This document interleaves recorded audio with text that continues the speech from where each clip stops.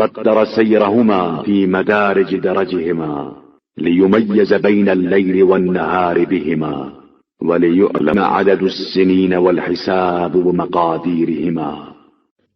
ثم علق في جوها فلكها وناط بها زينتها من خفيات دراريها، اور ان کی گزرگاہوں میں رفتار کی مقدار معین کر دی ہے تاکہ ان کے ذریعے دن اور رات کا امتیاز قائم ہو سکے اور ان کی مقدار سے سال وغیرہ کا حساب کیا جا سکے.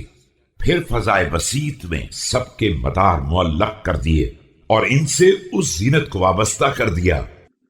ومصابيح كواكبها ورمى مسترق السمع بثواقب شهبها وأجراها على إذلال تسخيرها من ثبات ثابتها ومسير سائرها وهبوطها وصعودها ونحوسها وسعودها.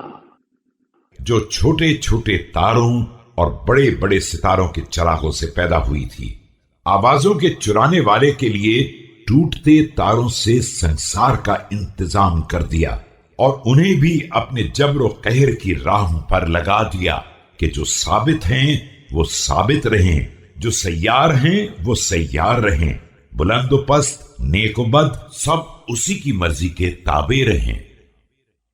اوصاف ملائکہ کا حصہ.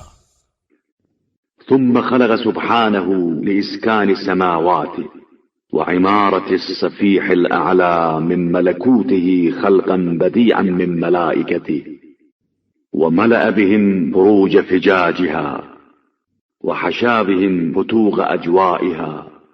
اس کے بعد اس نے آسمانوں کو آباد کرنے اور اپنی سلطنت کے بلند ترین طبقے کو بسانے کے لیے ملائکہ جیسی انوکھی مخلوق کو پیدا کیا اور ان سے آسمانی راستوں کے شگافوں کو پر کر دیا اور فضا کی پہنائیوں کو معمور کر دیا.